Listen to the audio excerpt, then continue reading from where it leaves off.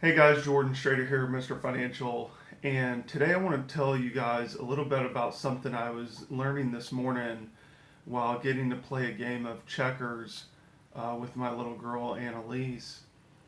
And I say learn it, really just become more self aware of it. This is something that I feel like I'm a lot better with today than I ever have been. It's not something that I would say I've 100% conquered, or maybe even something that we ever 100% conquer. Really, this is just a battlefield of the mind that we're in. And every day when we're learning about life and business and moving through it, um, I don't want to say that life or business is a game because it's not. I know it could be treated as a game. I know it could be looked at as a game, but it's not a game. It is actually a very serious matter in the sense of, getting up and living life every day, and also conducting business, whatever field that you're in. Obviously, it's a serious thing. It's not a game. But in a game, when we look at a game, we can look at strategy within a game. And this morning, when I was playing with my little girl Annalise, and we were playing checkers, and she begged me, "Daddy, Daddy, I want to play checkers." I'm like, "Baby, I got to go up to work. Just one game, Daddy, just one game." And of course, it just melts your heart. And I stopped and I thought for a minute. I'm like, I'm self-employed. Yes, I need to get up to my office and get rolling, but I really can take 5 or 10 minutes here and play one game with her. So I did. And that's another talk in and of itself. Take those opportunities when you can, because one day they're not going to be there. But anyways, we sat down and played checkers, and I'm teaching her. This is one of her new games that she's learning how to do. And, she's into a lot of games, a lot of memory games. This girl right now, it's amazing what these 5-year-olds can remember.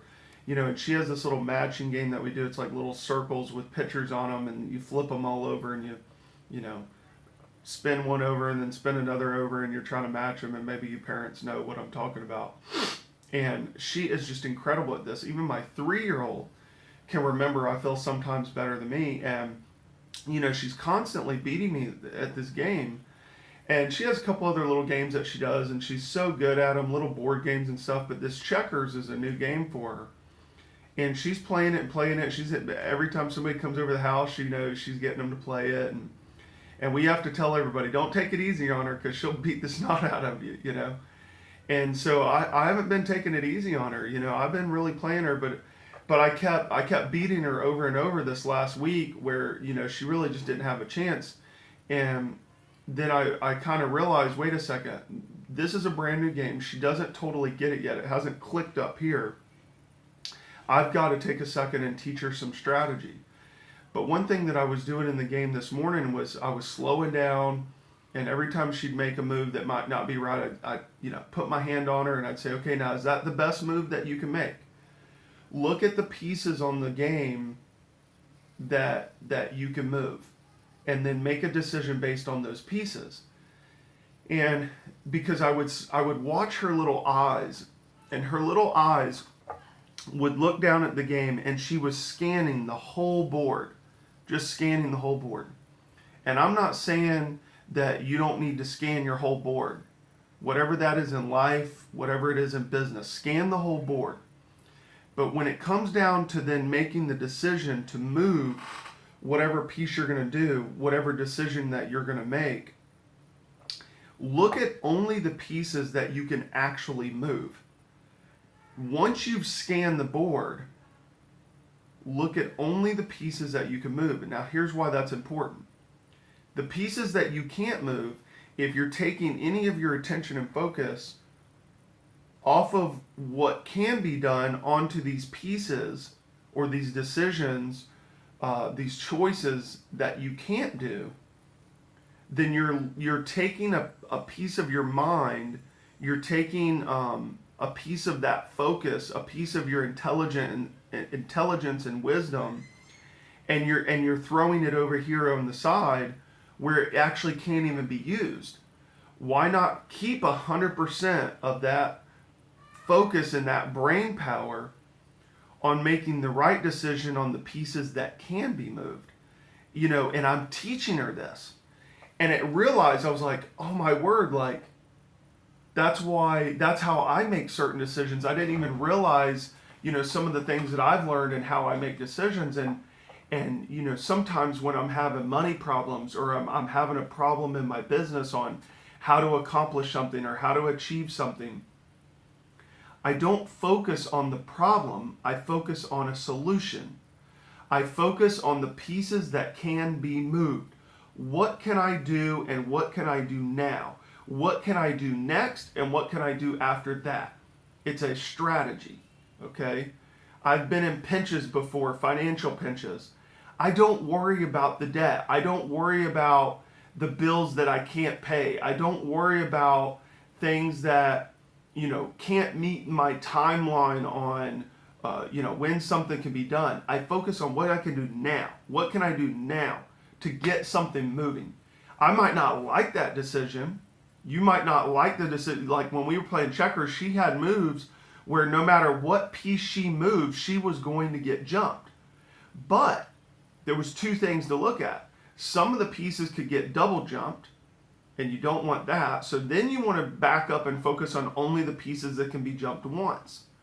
Then you want to back up again and go, okay, if I move this one piece, yes, I'm going to get jumped, but it saves my other pieces. But which piece can I move that I have the highest probability of saving the most amount of other pieces? You got to start to think ahead. Because some people are getting this strategy that I'm talking about, and they're saying, okay, yes, I understand that sometimes I've got to make a sacrifice. Sometimes I have to sacrifice time. I have to sacrifice money. I have to sacrifice relationships. I have to sacrifice something that I don't want to sacrifice, that it feels like it would actually move me backwards. But yet, in fact, that's the only way to move forward. It's like a rubber band. If you took a rubber band and you pull it back, you can't shoot a rubber band across the room without just stretching the crap out of it first. And the more you stretch it, the further it can go. And I want you to think about that, is sometimes the bigger the sacrifice, the greater the reward, the greater the strategy can become and can move you forward. But you've got to think a couple of moves ahead instead of just the move right now.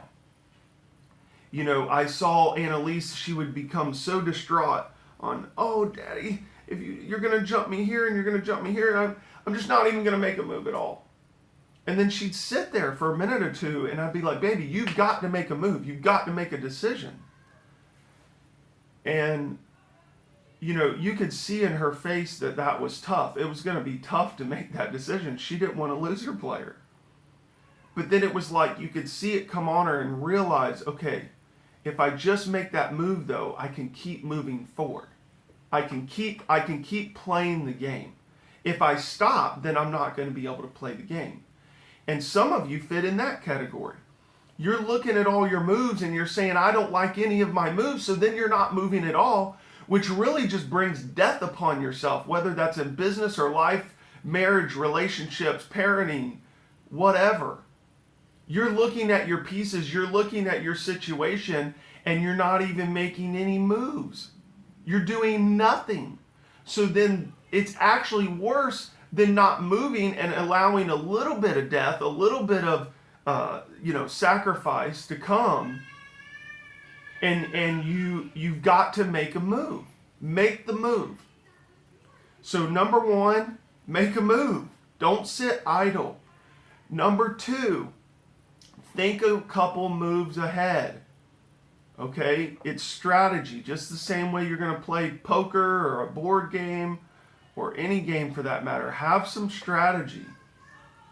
And number three is don't focus on what you can't change. Don't focus on what you have very little power over. Focus on those things that you have the authority over. You can make a difference. You can make a change. You can make a decision. You have the power to do something about that move. Keep 100% of your focus there. I hope that helps you guys. It's been a big help to me. Again, I'm still learning too, so hopefully you can grow with me. And we'll see each other at the top. Have a great day.